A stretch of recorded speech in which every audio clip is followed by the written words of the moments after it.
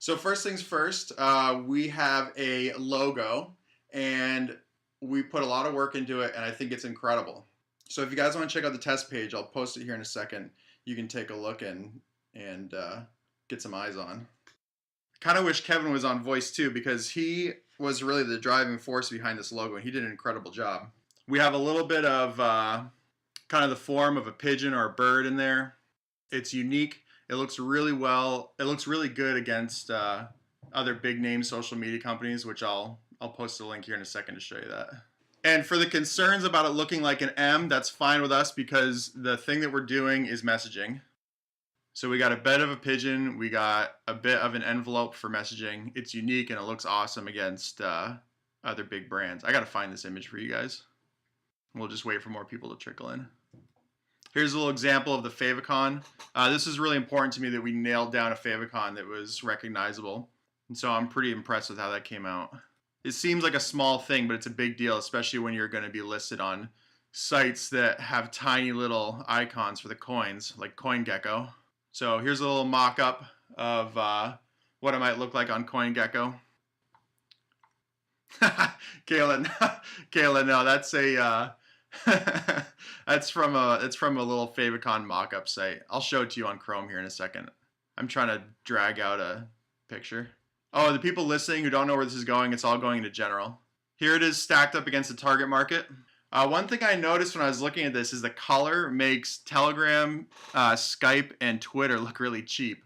It's almost a bit like the Discord purple blurple. It's almost like the Discord blurple, but it's a little more blue. And I freaking love the color personally. And when you stack it up against the other social media platforms and messaging platforms, I think it looks great. Again, you guys have to remember that the branding on this is more tech startup than it is like super crypto. Oh yeah, and there's Kevin posting a little animation. Looks like the questions are already rolling in here. Sometimes it's nice to just see an icon in motion. It doesn't mean that that's the final motion we're using, but it's nice to just see it in motion because it gives you more time with the logo to understand it. So yeah, that's the Pigeon coin logo.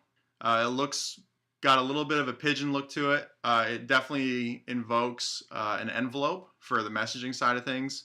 It stacks up really well against the big name social media and messaging brands, and it fits our image of being a tech startup that is using blockchain instead of like a really hardcore techie crypto project, which is not what we're trying to brand ourselves as. All right, so we can go over the website real quick now that we've talked about the logo. I'm stoked about the logo, to be honest with you guys. It just kind of, Kevin and I were talking about the logo one day and we were having a hard time getting anywhere. I have kind of a engineering and product design background, so I don't have graphic design specifically, but I've always been really fascinated by it, and so it was really fun to work with Kevin on this. But yeah, we were working on it and we weren't getting anywhere, and then Kevin threw up a concept and I was just like stunned. And I don't know if Kevin can post yeah, exactly, bullseye. I don't know, Kevin, if you have a second, could you please post a picture of the grid with the triangles? Because I think that's really important. It kind of shows the future where this can go. So yeah, it's hard to tell. This is definitely a graphic design trick. Kevin took a square, rotated it 45 degrees, and then sliced it in half, top and vertically and horizontally. And he uses those triangles to build the shape, and then applies gradients to give it the form that it has. And what's great about this is we can use that design language to create all of the icons that we need in the social media, social networking app that we are working on, which we're kind of calling Pigeon app at this point. It'll probably be called Pigeon, but we're referring to it as Pigeon app because we've got Pigeon coin and Pigeon app. Yeah, so there you can see he uses those triangles, and it may seem like a little thing, but once you've got that design method built, you can use it to build whatever you need to extend the brand. So that's a huge asset that we have now. So that's pretty much the logo. I'm going to paste the website again so you guys can click on it, and we'll talk about that. This is kind of a preview of the new site. So if you guys want to follow along, I'll give everybody a second to click on the link, and we can kind of go through it. The tagline we have up there right now is messaging and payments for everyone. I want to change that, make it a little more specific to us. But that's going to take some time to craft. Like with anything that has to do with voice and message and brand identity, it's really important to get it right. But that gives the basic idea of what the tagline might include. You can see we've got widgets that show the price, market cap, supply, and hash rate on the front. That's kind of nice. Gives you really quick, easy glance. The site's really nice on the eyes, I think. I love the colors and the layout. And everything's totally responsive. We've got the desktop wallets kind of thrown up there.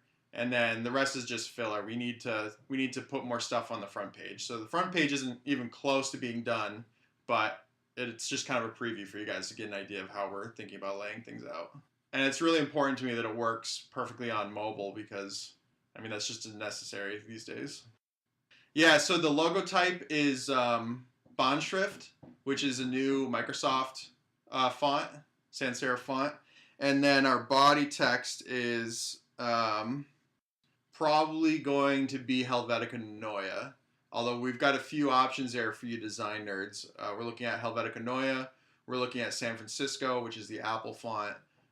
We're also looking at Roboto, and we're looking at one of my favorites, which is Proxima Nova. That's a Adobe Typekit font, if I remember correctly. That'll be for the body. For the logo type, we're pretty much dead set on Bond Shrift. Bond Shrift. All right, I'm going to cruise over to the team page. We've started putting up some pictures. Unfortunately, a lot of our guys are really busy and haven't had a chance to get images up, so we decided to put some other photos in there for now. Had a little fun with it. But this is the layout, and the first 4 entries in the text is pretty much dead on. Still need to get the social media accounts from these guys, and I need to get some photos for the last 4. Or maybe I'll leave them up. Who knows? Actually, if you guys want to try the team page on mobile, I'd really love to know if it works for you. I had to adjust the breakpoints so that in portrait it would be 1 column, and then in landscape it would be 2 columns. So if that works out for you, that would be great. And also, if you guys have iPads or any other tablet, that would be nice too. I spent a lot of time on the breakpoints, and I have ways to kind of test them on my computer, but nothing beats actually looking at it on a mobile device. So the team page definitely would appreciate it if you guys could give it a look on mobile. We also have some people that we haven't had a chance to add to this yet. One of them is Alex. Dude, I didn't even know people still use Blackberries. I thought RIM went up in smoke. I'm just kidding with you. All right, and I think a lot of you guys have seen the stats page. We can go into that one next. It's a little bit tall on widescreen displays. The graph is a little bit big on widescreen displays, but it seems like overall it's a good compromise. And one thing I did is like I said, a lot of you guys have seen this. I think a few of you, especially the miners, have been using this for stats already. But so yeah, I made the graph a little bit shorter. It still isn't perfect on wider screens, but it's a lot better than it was. And I also put the network row on top. So now the first one that's selected, which is hash rate, you can see that in the top left now. So it's easy to notice that on a larger screen. It's easier to tell that there's things to click on down there. Yeah, so the x-axis is not defined right now, and the reason for that is I'm still collecting data. So every day I change the period to incorporate more data. So I think right now, each tick right now is, I'm even reluctant to say because I can't remember. I could find out pretty easily, but since I'm on live stream, maybe I can look at that. Maybe I can look at that later. I don't want to keep you guys waiting. But yeah, it'd be nice. We need to add dates or times on the bottom because you can't have a graph without an x-axis. That's silly. But if you look, what I do is if you click on retarget, we know that that's supposed to be about every day and a half. And so you can kind of use that to gauge how long it is. So that's what I've been doing for now, but that's not going to stand. So I'm glad you guys brought that up. That's definitely something that needs to be fixed. So I'll just write that down. Website fix the x-axis. All right. Yeah, man, I'm really happy with the stats page. I just wanted something really simple that got all of the necessary things. Not like those stats pages that have like 1,000 things on them. That's just me personally. I know that if somebody decides later that they want to do something more complex, then they'll just take it upon themselves to do it. But this meets the needs of 99% of people, so that's kind of where I was going with this. Yeah, exactly. Simple is good. I got to remind you guys, I feel like I got to say this all the time. We're trying to stay away from the typical super complicated cryptocurrency look. The stats are important. It's really important to be able to go to it and look at it and have it be meaningful and understandable. But it doesn't need to be so complicated that it scares people away who are just curious, you know? So a lot of this meeting is about the branding, but we can talk about the roadmap a little bit too. So if you guys want to head over to the roadmap section, we can talk about that. Yeah, I tried the putting the options next to the graph, and I wasn't able to do it in a way that I liked it.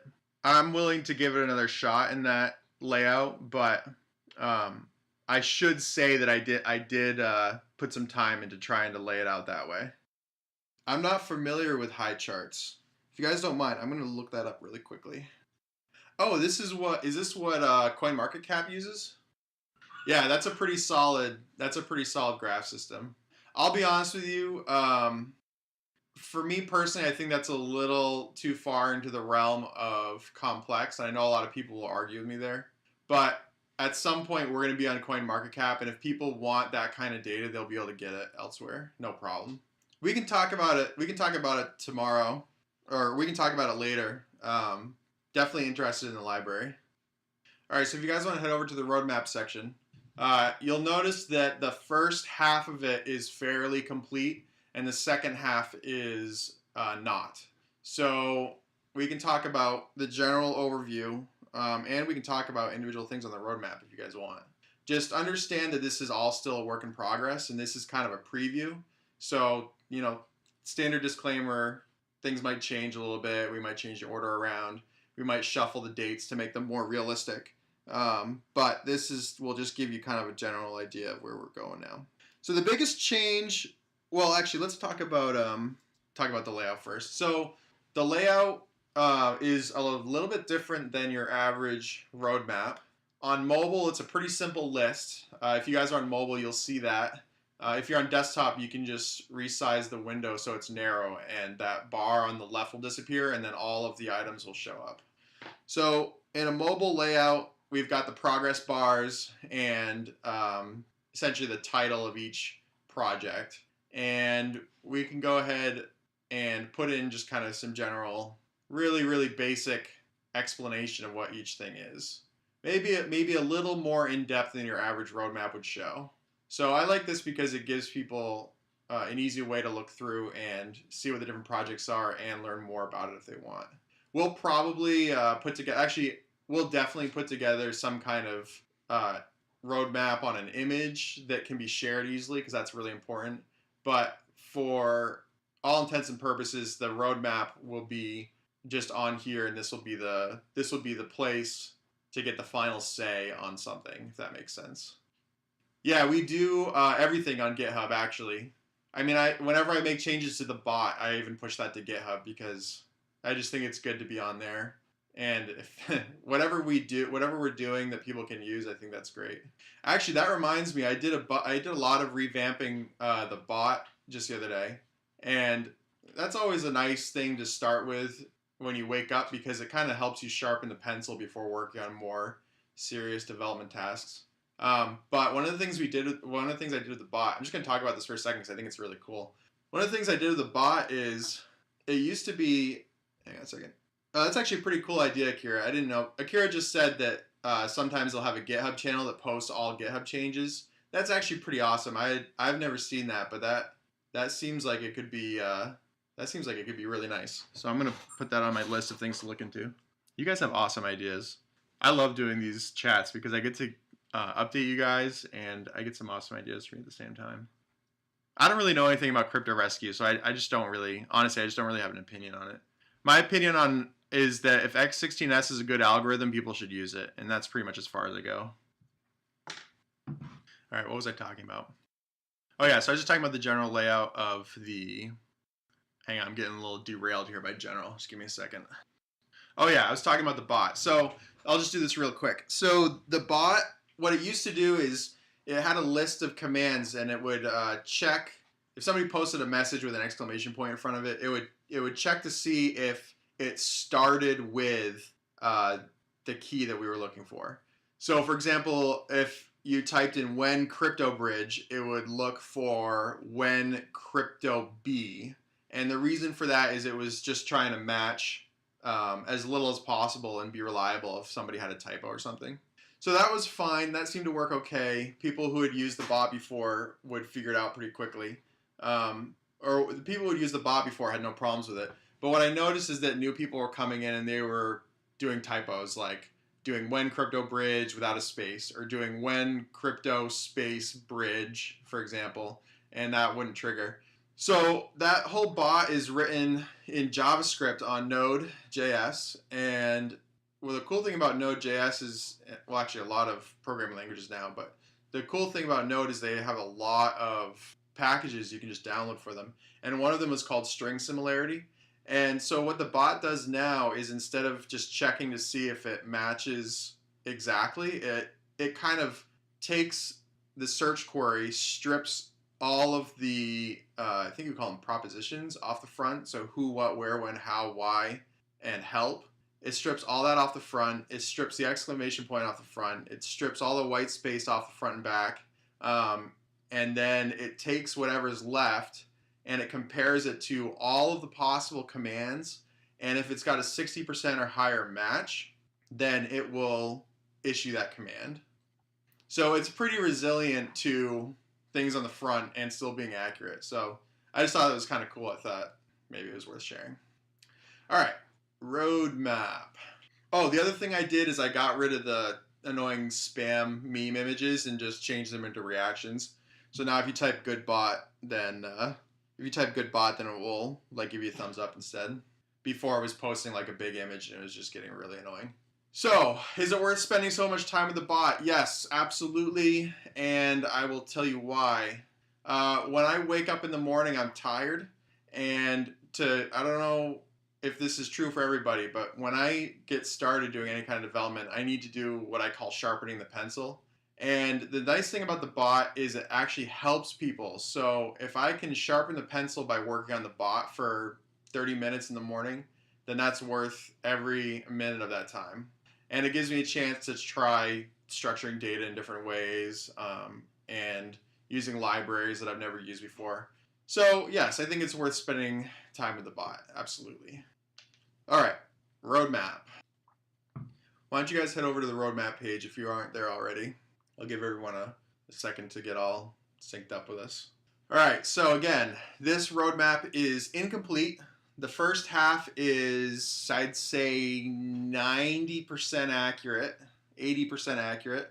The second half hasn't been populated, but the general gist of what you see there, the large topics, are about right. Now, a few of you guys have seen this test page already and have probably looked at the roadmap, and you'll notice that the order of things have changed a little bit. And what we had thought about before was doing the pool system, which I can talk about more today, and then doing a wallet, and then doing the messaging network afterwards. That's changed. We're going to do the pool system first, and then we're going to do the social network and messaging system. During that time, we're going to do our best to get on wallets like Coinomi, Jax, Exodus. So hopefully, as we're working on the app, those wallets will be able to add us to their system. And the pool system is going to allow us to afford to do both at the same time. So that's a big change in how we're thinking about the roadmap. And I'm really good that we didn't release the roadmap early, because we adjusted that just the other day. All right, so question about 51% attack. My plan is to have a 49% failsafe. We just won't accept any more connections if they get over a certain amount. That's kind of how I'm thinking of doing it. There might be a more elegant way of doing it, but that's definitely something that I don't want people to be worried about. Okay, so we'll talk about the pool a little bit. I'm assuming you guys are kind of reading and you'll have questions as we go. Larry Bird's already in here slinging memes. He's the meme slanger. The pool is most important because we need to have some form of dev revenue to be able to afford any of this stuff. The pool is absolutely critical to us being able to afford to continue on here in the future, because we're taking a stance of being more of a tech startup than just like some random crypto coin. So my goal is to get about 33% of the network on the pool, but I don't want any more than 49. And honestly, it's probably a good idea to keep it even lower than 49. But 33 is the goal for sure. See, we've got volunteers, but we want to pay them. I don't want to just be, I don't want this coin to be hanging on the thread of volunteer work. You need volunteer work to get it started, but eventually these guys need to be compensated for their time. I know.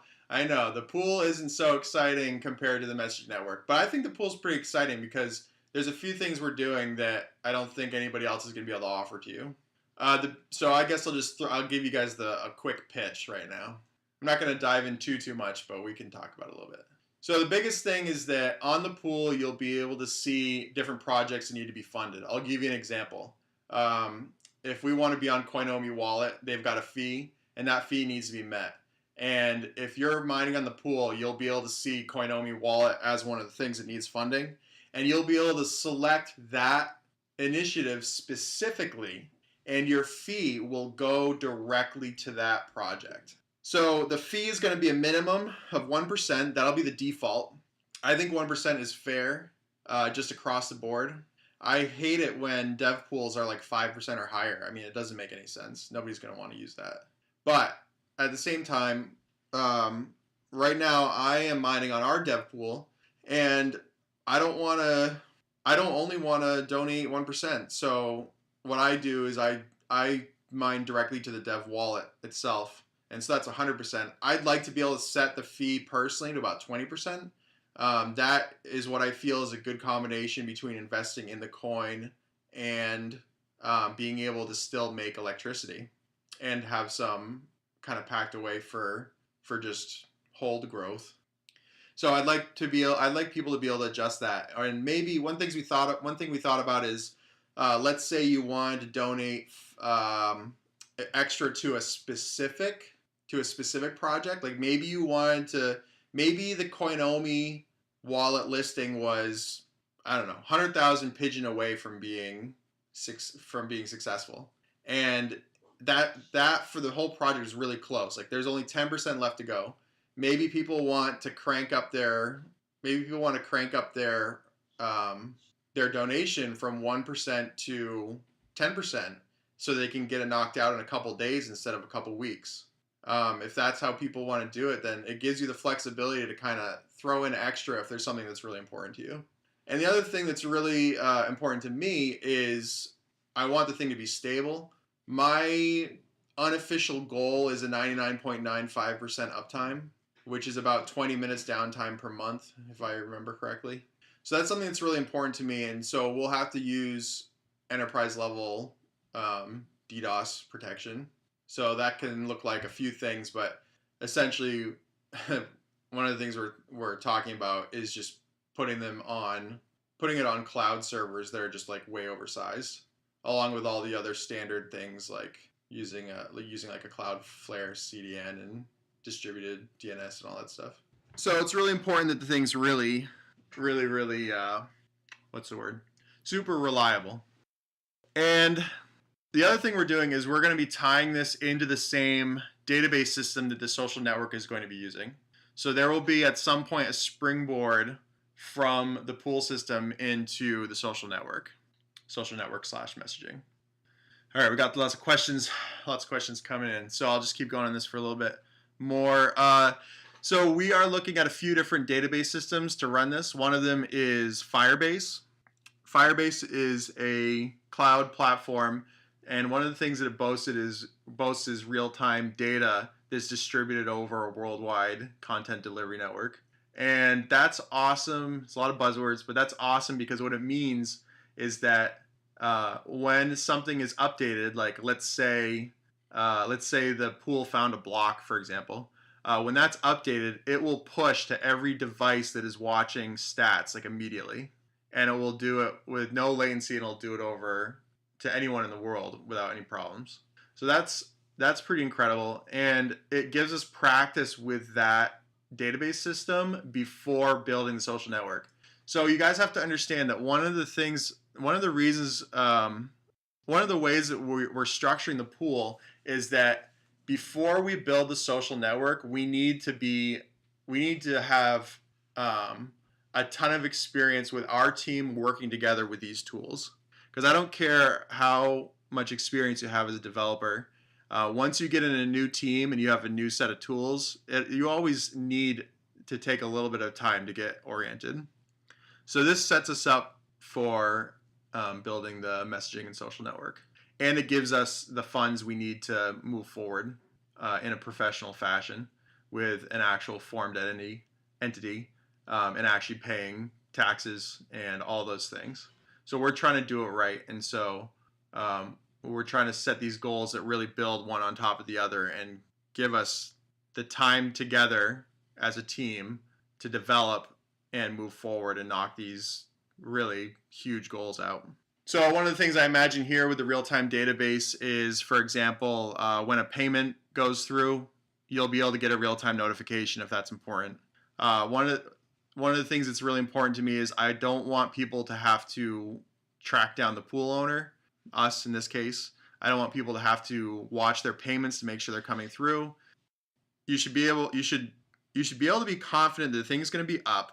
If it's not going to be up, you should get a notification telling you why, and your payments should come in on time, and you should be able to know when those payments come in.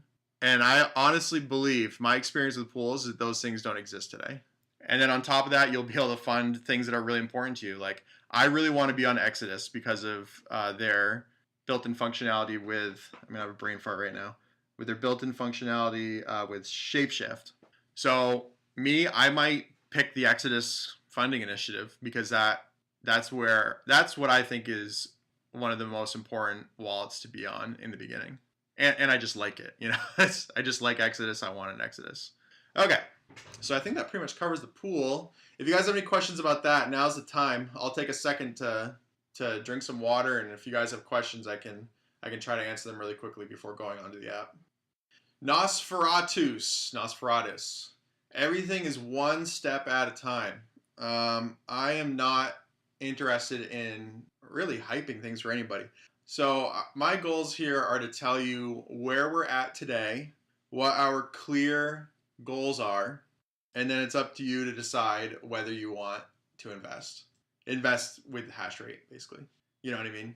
So, and yes, marketing is always important. We can't hammer hard on marketing until the roadmap and website is launched. So that's what we're putting a lot of effort into. Listen, I'm not going to get in a Discord knife fight with you. That's all I have to say about that. If you have something specific that you want to know about, I'm happy to answer that question for you. I'm not really sure what you're looking for. All right, so I'm going to look through and see if there's any questions I can answer here really quick. Question about messaging app, we can talk about that. Question about data burn, okay, so that's messaging app. Private messaging app. Did Three-Eyed ever pay out their debts to the miners? I actually don't know what you're talking about, to be honest with you, Orbits. If you want to PM me or maybe post again in here, maybe somebody else has an answer for you. Marketing a coin is always important. Is there a roadmap for marketing? That's a really good question. Before doing this chat that we're having today, I considered putting on the roadmap something about listings. But to be perfectly frank, I just didn't have the time before this meeting to really put anything substantial on. So I think that you bring up a good point. That should probably be on the roadmap in some form. So I'm going to make a note about that. But some of you guys might remember last time we did this, I gave you an idea of some of the exchanges and wallets and things like that we were looking at. And that's part of marketing, but it's not all of marketing. To be honest, the way I feel about marketing right now is we just need to get the brand identity nailed down and the website nailed down and give you guys some things to go out on social media and just be the Pigeon horde. Because you guys have the numbers, you guys have the voice, and there's nothing for you to really share with anybody yet. So that's what we're working on. And then once that's done, then there will be things that you can do to help and get the word out. But until then, for us, it's just nose to the grindstone and getting things out. All right, more questions about the messaging app. Any updates with BarterDex? I haven't looked into that in a couple weeks, to be honest with you. All right, I guess it's time to start talking about the messaging app. All right, so, okay. So I get really excited about this stuff, and sometimes it's hard for me to contain that and be measured. And I like to get excited, and I like to tell you guys a lot, but I also have to be conscientious of the expectations that sets. So some of the questions about the messaging app, I won't be able to give you a good complete answer now, but I will be able to give you a good complete answer in the future. And as soon as I have a good answer for you, then I will tell you, and that's the promise that I can make. That's a promise I can make for you. Okay. So the short version of how is it going to be different than other messaging apps is essentially this. Oh, hang on. I got to look away from general while I'm talking because I always want to read the messages. Right now, social media apps can only exist because they collect user data and sell it to people who use their system to influence the individuals on the platform. That is the business model of social media. That business model was created in around 2000 and let's see if I get this right. I think around 2006 with Facebook. They didn't know yet. They wanted to stay ads free. That was one of their goals from the very beginning, but they just hit the hard reality that you can't keep a network like that running without ad revenue. So basically they had two choices. They could either go with ad revenue or they could charge people to use the service. I don't think that we're going to have to do either. I think that with the Satoshi blockchain and mining and a mining pool that people want to actually use, we will have a funding mechanism that no social media network has today, which will allow us to not collect data and sell ads, and will allow us to not charge users to use it. Okay, so somebody had asked about the integrated wallet. So the goal here is to put together the social network, and part of the no data collection is we also want to do a data burn, and we had talked about doing 30 days, and the 30 days, that's still up in the air, but that seems like a good general amount of time. And that's something else that would make us different, is we'd have a global data burn. And let's see here, what else? Messaging could be just vanilla peer-to-peer, or it could be Lightning channels, or it could be on the social network system, but that would still be subject to the data burn. And no matter what we do, it's going to be fully encrypted using standard cryptography methods, not like Telegram, who rolls their own cryptographic methods, and it's a little sketchy. And then there will be an integrated wallet in the app. So that is what we'll go ahead and allow payments through the app. And one thing that we've thought about doing, I'm not really it's still just an idea, but we thought about allowing anyone to create a verified account. And the verified account could have a few different features. One of them would be, first of all, that you're verified on the network so people can see who you are, if you're a celebrity or just somebody who wants their voice to have authority. And also considered the possibility of allowing verified users to mute all regular users. And this is fascinating to me because this could potentially allow average users to verify themselves on the network and block out everybody else. So the way it is now with Facebook and Twitter with verified users is they have to be essentially people of public interest. But if you could bring that down to anyone who has an interest in having a more authoritative voice online, or even businesses doing business-to-business transactions, they want to be able to verify who they're dealing with. I think that brings up some interesting options. And I don't know about you guys, but one of the things I hate the most about social networks is just the troll farms. And I would absolutely pay $10 to $20 to get a verified account if that allowed me to mute all these just trash accounts that are just reposting the same stuff over and over again. So I think we can do a lot of good with having something like that up. Again, it's just an idea, but that's something that might show up here in the future. And I'm not reading general right now. I'll check it here in a second. So the short version is real-time social network that has a 30-day burn, global 30-day burn with encrypted messaging and a built-in Pigeon wallet for payments. And then we have a question of, do we want to have a higher tier account that would be verified users, and they could pay for that in Pigeon and get their identity verified, and they could also have the option to silence all unverified accounts. So it kind of creates like a club. Again, those are things that the verified users especially are things that we're just kind of working out the basics on, but that should give you an idea of kind of where our head's at right now. All right, now I'm going to look at general. I hope it's not a shit show. Okay, Akira X. Will the messaging app also be a wallet for Pigeon? Yes. But again, the hope here is that after we get the pool set up, we can get some revenue to be able to pay for things like hosting and developing Pigeon app, and also getting on existing wallets like Exodus, Koinomi, and Jax. So we'll be working on getting on existing wallets while we're working on Pigeon app. Then once Pigeon app is up, it's important that we get the data burn system working and getting messaging working. And then probably after messaging, we'll start integrating payments. There's a really interesting thing about doing it this way too, which I should mention here. It's pretty hard to get on the Apple App Store with a wallet. Lots of projects have had a really hard time getting that done. One of the things that's interesting about this method is it's really easy to get a social network on iOS App Store.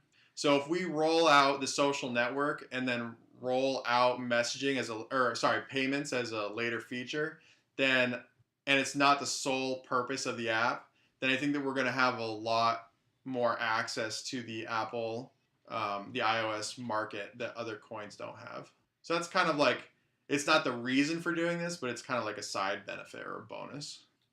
He says, is this an app or an entire social media site? Okay, so we're calling it Pigeon app for now, but the hope is to build, or the intent is to build I shouldn't say intent, it's not really intent, it's the plan.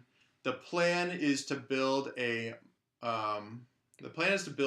mobile app and a web app that connects to the Firebase real-time database, and everything will be all kept in sync with each other. Elder3 says, if a messaging app can be developed that is good enough to make people want to use it without having any ads nor user fee, well, that sounds nice to me. Yeah, exactly. I definitely think that we have a model, especially with the pool, and that's a lot of the reason why the pool is so important, right? We start with the pool. You guys don't have to pay any extra fee. I mean, 1% is fair. I don't think anybody's going to really complain about 1%. You get to choose where that money goes, and at the same time, that's going to help fund all of our future activity and allow us to nail down like an actual workforce. Pay the guys who are helping us out instead of just relying on volunteer. Like I said before, you need volunteers in the beginning, and we wouldn't be here right now if it weren't for the people who are volunteering right now. But with people putting this much time and effort, at a certain point, you just have to pay them. All right, where are we going at? I can't speak in the broadcast channel. Yeah, so the point of that is because there would be too many people try to talk over each other. So if you want to post in general, then I can try to answer your question.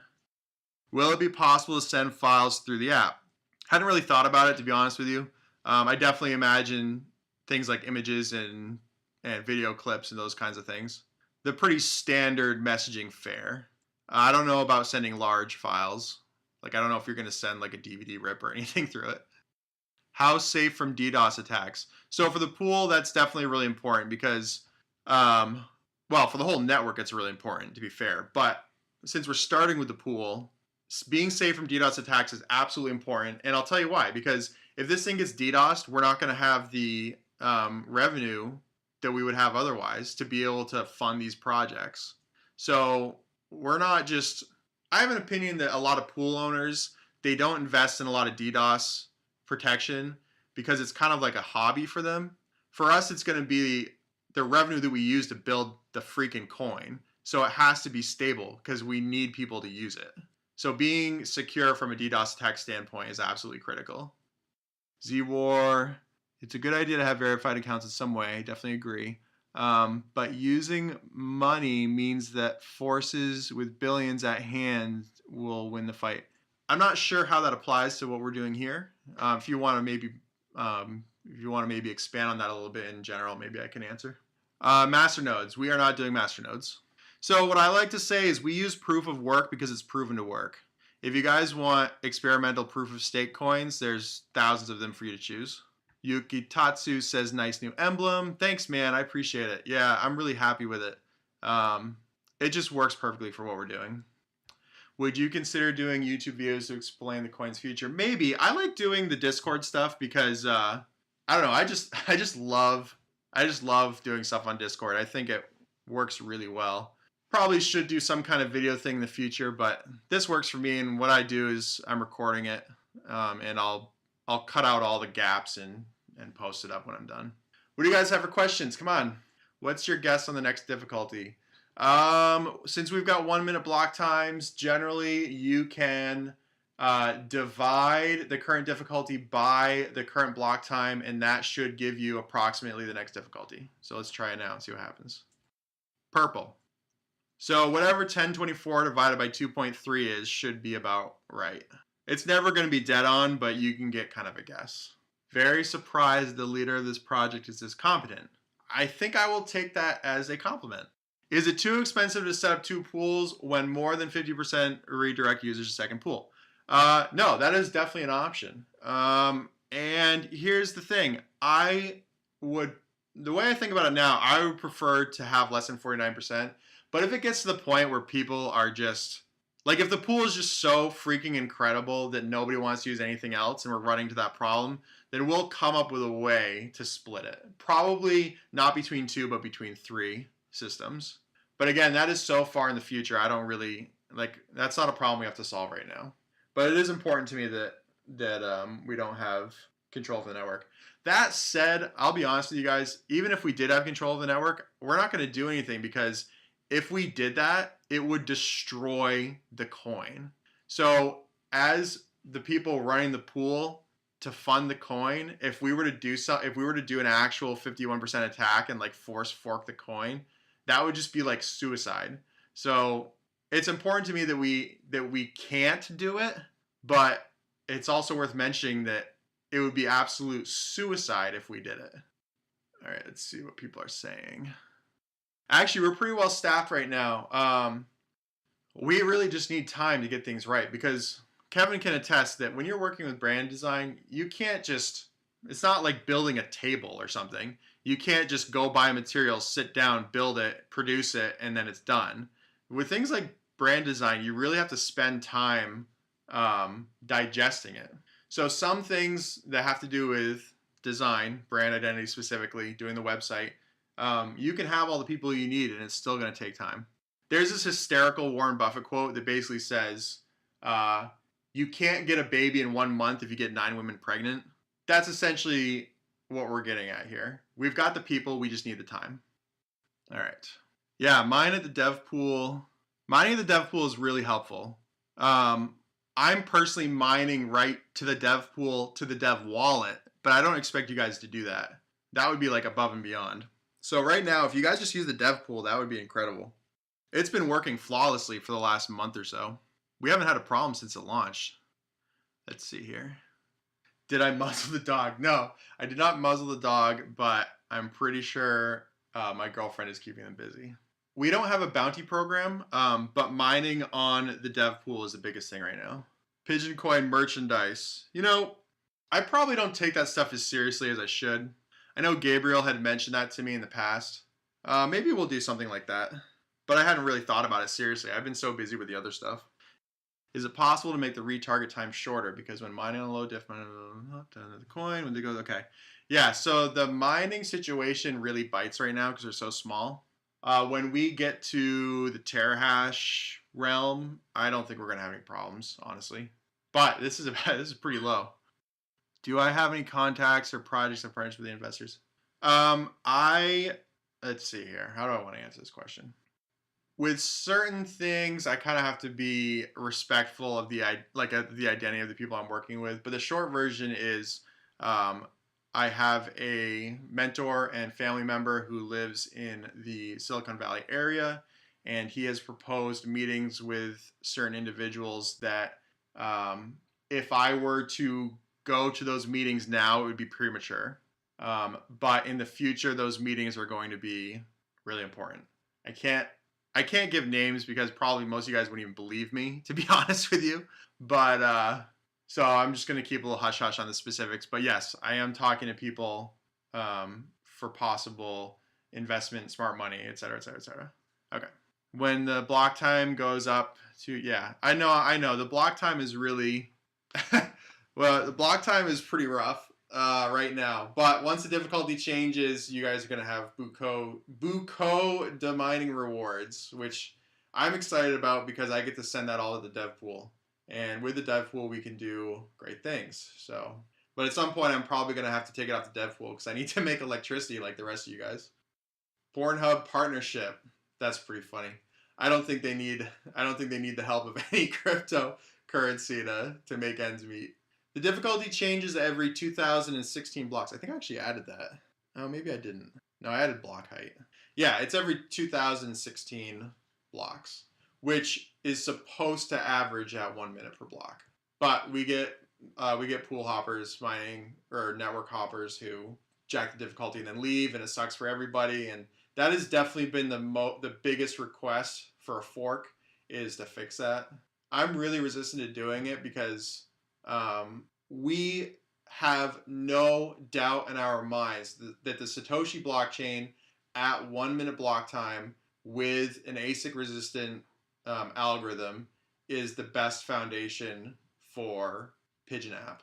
So that's basically, what I'm saying is I know that it's annoying now, but that peace of mind of knowing that it's secure is way more important for the future. Yeah, I agree with Elder. I just stay on the pool, and even on the high difficulty days, I'm still pulling in like, I mean, I'll check right now and tell you exactly. The other day I pulled in 15,000 coins to the dev wallet on 110 mega hash. That was pretty amazing. So I'll have to check to see what it is now. Dude, it's not just an admission of defeat. It's like, I'm trying to think of how to explain this. When you're trying to build a social network that is trying to do it as large a task as what we're talking about, and you're building it on a cryptocurrency, that cryptocurrency has to be fucking solid. Absolutely fucking solid. If it's not, then you can have no faith in the future stability of the whole project. It's like people who build homes. A lot of guys who build homes don't use the latest technology because it's not proven.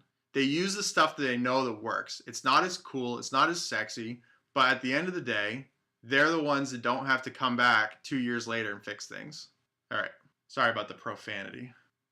Despro, are you talking? Can you expand on that a little bit so I make sure I understand what you're asking me? Are you talking about the terahash pool? Yeah, sorry, man. I'm not sure exactly what you're asking me. I think what you're asking, and let me know if I get this right or not. I think what you're asking is on terahash pool, which is what we're working on now.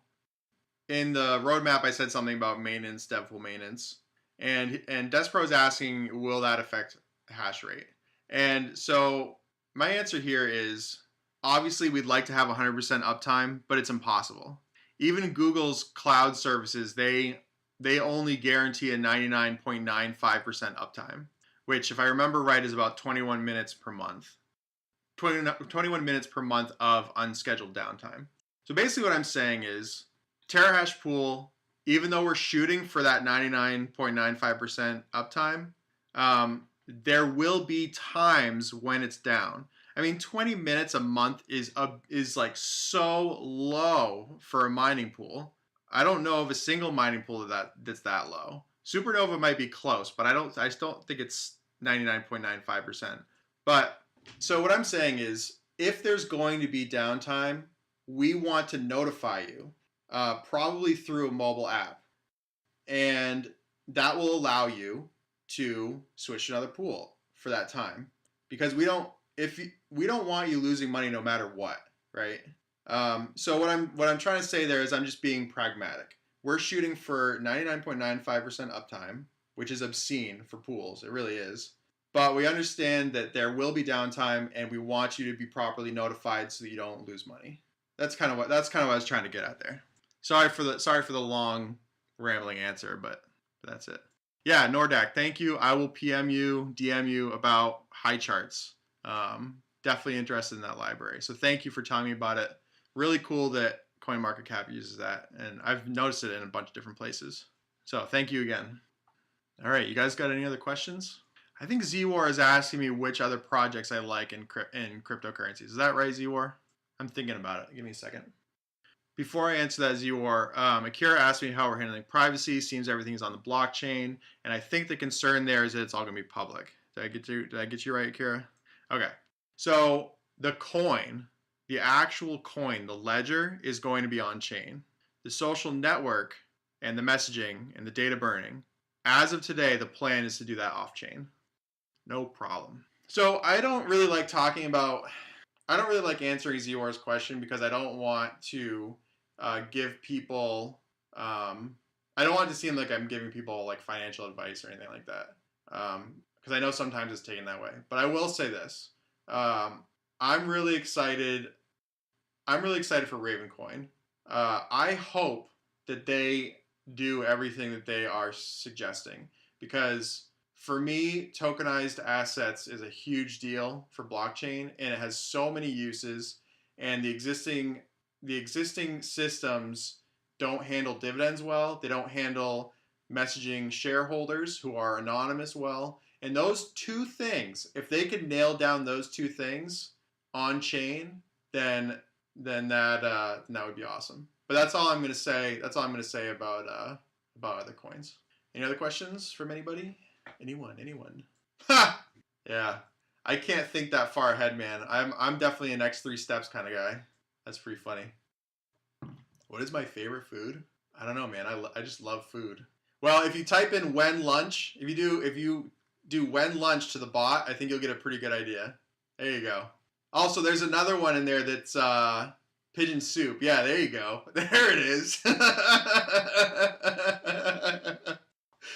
That's pretty funny. Not collecting data, 30-day global data burn. Hold on, I'm still kind of reading here. No advertising, and it won't be supported by a freemium model. No ads, no freemium. Again, that said, we had talked about doing verified users. With something like that, you do have to charge a certain amount because verifying the user is really expensive. But other than that, I would say no data collection, no advertising, no freemium model, and then the data burn so that everybody knows that shit is gone when it's gone. Actually, that's a really good point. To be honest with you, CryptoHouse, I did not even think of that until you just said it. But yeah, if you don't have to handle all the data collection, then that cuts out a huge cost and complexity. And if you're burning everything every 30 days, then the size of your database is going to be a fraction of like a regular social media network like Facebook or something. So CMH Custom Cars asked me, don't you believe the social network space is played out at this point? I mean, many have come and gone in failure. And he's absolutely right. Many have come and gone in failure.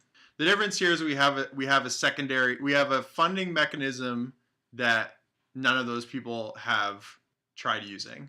And Akira brings up another good question. He says, wouldn't some people like having their data kept in timeline for more than 30 days? And there are some people who would like that. Again, it's a little early, so we're kind of spitballing here. But one thing I had thought about is the verified users might be able to set their own burn, and everybody else would be on the global burn.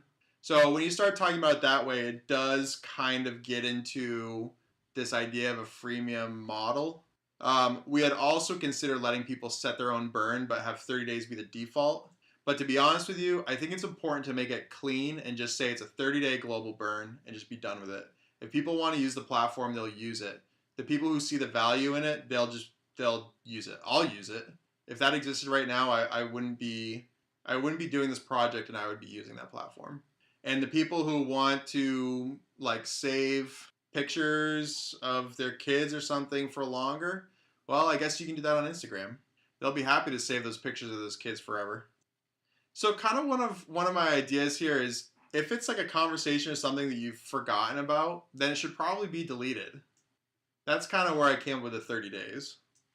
So Bear Graham, you're getting into some of the interesting questions that it's just too early to answer.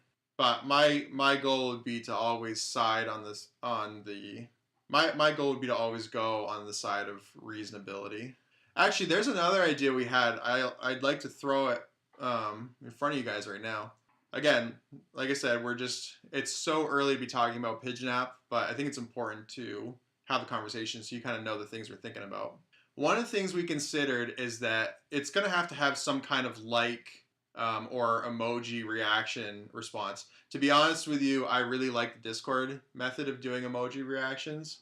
But one thing that I considered is possibly if a post gets liked or shared, then maybe that extends the data burn by like 5 minutes. But at the same time, it would never be able to go above 30 days. So the idea is the stuff that's popular lingers a little bit longer, but it is still on a 30-day burn. Again, I'm not. It's just an idea that I had, but it's there's definitely pros and cons to it, and I definitely think that having the burn is like a core feature of the protocol, and people being able to rely on that. Maybe you could have it extend 5 minutes for every like or share, but the person can still delete it. Maybe that's an option. I don't know. Just some things to think about. And Akira asked, how long are tweets kept? So a tweet to me would be like public messaging. Whenever I refer to messaging, I refer to tweets as public messaging, and then private messaging would be like PMs. And I'm imagining a 30-day burn on everything. Just keep it simple so people know what it is. And again, that might change, but that's kind of what I'm thinking right now. It's really important to me to keep it really simple, keep the message really clear. Bear Graham asked if a user could have a Snapchat type burn time of 10 seconds or whatever. I think that's probably a little extreme for what we're talking about. If somebody had an adjustable burn time, I can see that being adjusted anywhere from. So for public messaging, I would imagine that being anywhere from 7 days to 90 days. For private messaging, I can see that being anywhere from maybe 1 day to 90 days or something like that. But again, these are all just ideas. Oh, that's an interesting question. Okay, so before I read the question, can you maybe dive in a little bit more and tell me why you're asking me that question specifically? This is CMH Custom Cars. Are you asking about the need for censorship? Okay, so the messaging data is going to be off-chain. So there's a couple questions kind of floating around in general right now. One of them is a question of illegal content being stored on the Bitcoin blockchain itself and making the possession of it illegal. I am not a lawyer. I cannot possibly have a legal opinion on that. But I can say that pretty much every public blockchain is going to have to deal with that problem. And I hope that we will get. This is a new technology, so there are legal concerns that have not been hashed out in court yet. I think we're going to be hashing out the legal concerns of blockchain for the next 20 years. And I have a feeling that the question of people putting things like links to child porn on the blockchain is going to be one of the first big ones that we're going to have to answer in the courts. And I just have no idea how that's going to go down. But I do know that everyone's going to have to deal with it. What was the question? So CMH Custom Cars, he is asking me how we'll keep the project from becoming an illegal pay-for-porn network. And I think it's a really good question, but to be honest with you, I'm not too familiar with that problem.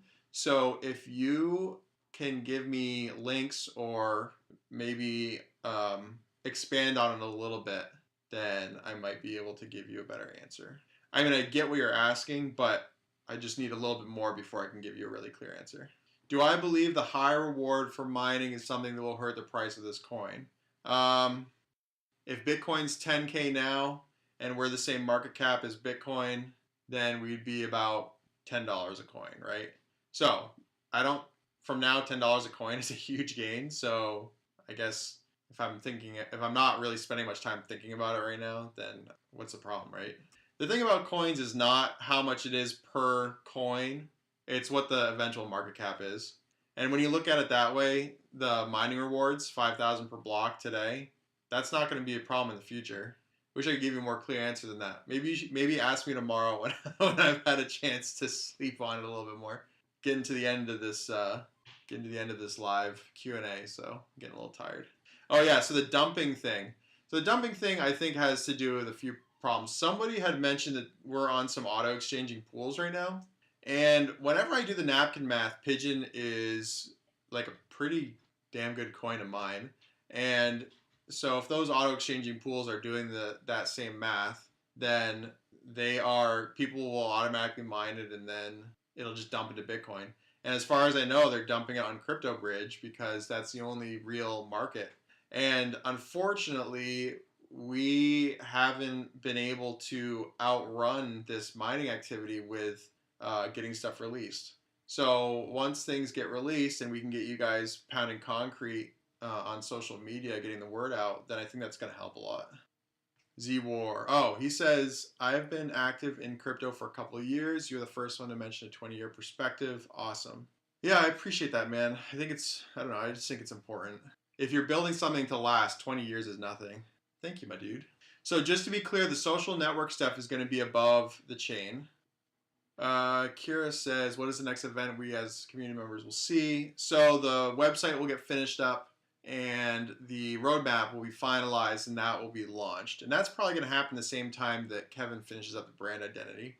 When I talked to Kevin last, he was feeling, I don't want to put any pressure on him, but he was feeling really good about the way things are going. And we were looking forward to having it wrapped up within the next 2 weeks. He was a little more optimistic about it being wrapped up a little faster, but I want to give him a little wiggle room there. Just trying to be respectful of the design process. Larry Bird whipping out the memes. Oh my goodness. That is hysterical. Wow. All right. I guess I got to narrate this for people who are listening to it later. Larry Bird just posted a picture of Space Invaders and and the invaders. Did you make them look like the Pigeon Coin logo? Is that what you did? Oh my goodness, I think he did. Wow. Dude, that's perfect. That is one spicy meme, my dude. Holy shit.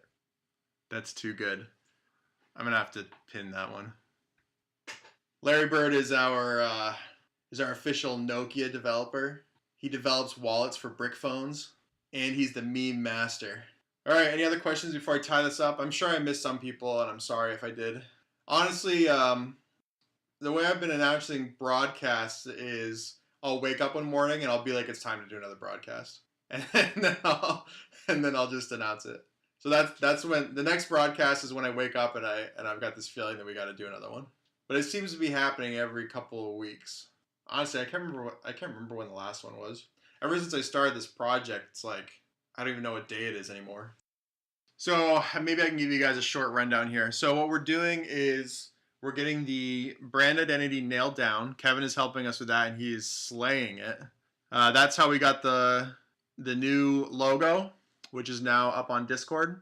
I'm working on the website, getting that nailed down as well, in concert with Kevin, working on the brand identity, because these things go hand in hand. While that's happening, I'm also getting the roadmap written up and everything there handled, so that at some point in the future, I can't give you a date, but at least you guys can see that we're working on it, and you might be able to get a sense. Then all that stuff will be released. Once that's released, we'll be able to make graphic assets for you guys to share online, and you can do what I call pounding concrete, which is just getting out there and spreading the word, because you can't spread the word until there's a place for people to see the project, right? And then during this whole time, Todd, he's on the dev team, he's working on the Terahash pool backend. And then as soon as I get the website and that stuff done, I'm going full time into the Terahash front end, getting that stuff all handled. Back end too, but I'm definitely taking the reins more on the front end stuff. Then we'll be able to launch the pool. that will set us up with dev pool revenue that we can use to build the social network, which is a huge fucking task. And so basically we need the money. That's pretty much it in a nutshell. And then we'll definitely have another um, broadcast here to talk about Pigeon app when we get closer to that topic. But if you guys like the broadcast, I don't know if you guys want to do them more often or less often. Um, I like doing them every couple of weeks personally. They don't always have to be. The thing is if we do them often, I won't always have big news for you, you know.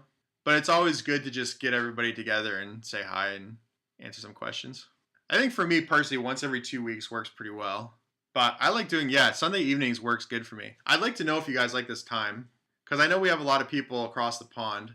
So I think Sunday evenings work really well for people in the Americas, but I don't know if they work well for people over in Europe and stuff, because they're 6 hours ahead of us. So it's going to be like Monday morning for them.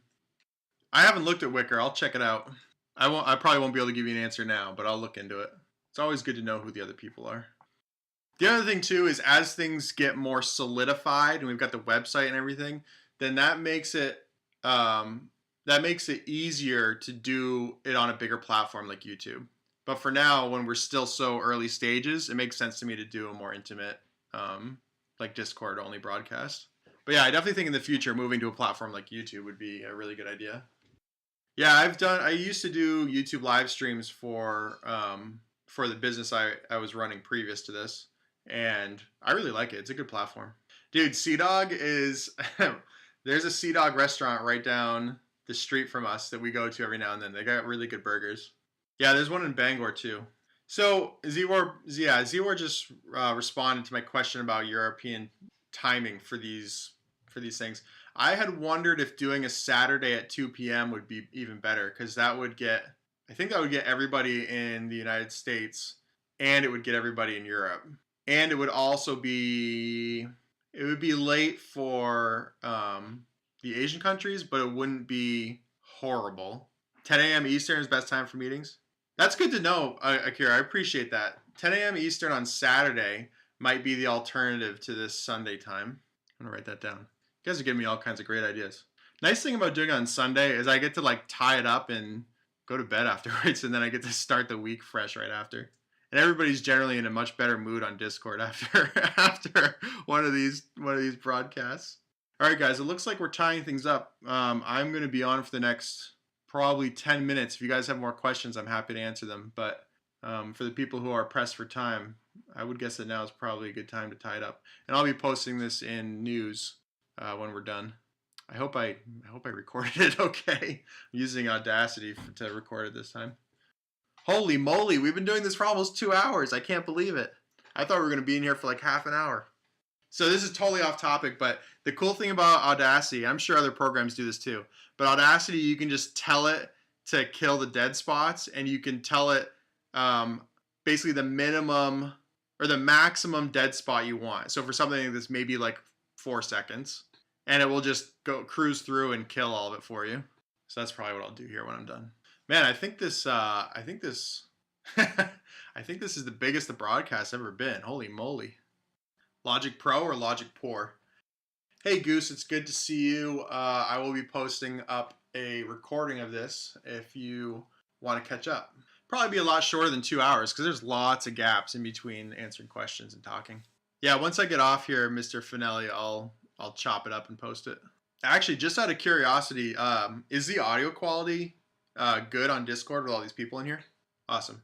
I've been, Zmore, if it's 80%, that's pretty good because I'm using the built-in mic on my laptop. My laptop is 80%. Exactly. I know it's kind of beating a dead horse here, but do you guys like the bot? Like, is it useful? Yeah, how does it compare to other coin bots, honestly? Because I just built it from scratch, and I just tried to keep it really simple. To be honest with you guys, I hate the tipping bots. I can't stand those things. Like someone brought a bot in the early days, and people were like gambling with it in general, and I was like, what the fuck is this? We have to get rid of this. This is completely dumb. And I think Dwight is about to have a hemorrhage now, as I talk about this. Yeah, yeah, dude, that bot was really bad. I remember that because everybody in the team was like, "We need a bot," and this guy was like, "You can use my bot." And the first thing it asked for was admin privileges for the whole channel, and I was like, "There's no way." We were like, we were like 7 days old at that point. I was like, "There's no way I'm giving this random dude's bot admin privileges on this channel." So I basically told them to get bent. Then they changed something. I don't know what they changed. And then it came in, and people were like, people were like gambling with Pigeon in general. It's like I cannot believe this is a real thing. So we killed that pretty quick, and then I decided to just make one from scratch. Yeah, Zwar just touched on something that I'm actually really proud of.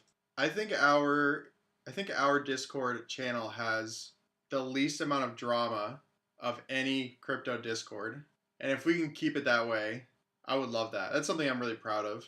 I mean, we get guys coming in and talking shit every now and then, but that's to be expected. But the actual level of drama is really low. All right, guys, 8 o'clock is a good time for me to tie things up. So if you have any other questions.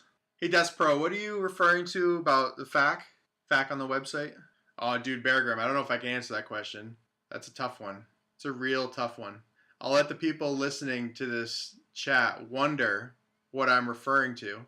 They'll never know how difficult a question that was. So, Despro, you're asking me about the FAQ on the website. I get what you're, like, I know that you're referring to, like, a frequently asked questions section, but I don't know. You just said, what about the FAQ? So I guess I'm just asking what you mean. Like, what about the FAQ? What are you referring to? So, hang on. I got to make sure I understand. Before I go, I got to make sure I understand Despro. Are you asking me about the current website, or are you asking me about the preview website? Yeah, so the preview is not complete. There will be, yeah, we're gonna go. The website still needs a lot of work. So if you feel like this is looking pretty good, then I think you're gonna really like it when we're done with it. That's all I have to say about that. All right, guys, I'm out. Thank you so much. I appreciate your time. 2 hours is a long time to listen to one of these broadcasts. So thank you again. Thank you for supporting Pigeon Coin. Thank you for being patient. Patience is key right now. We need your patience. Just mine, hold, and when it comes time for us to launch the website and the roadmap and all those things, then we'll definitely need your help to get the word out. We need you guys pounding concrete, but not yet. So stay positive, and I'll see you in Discord.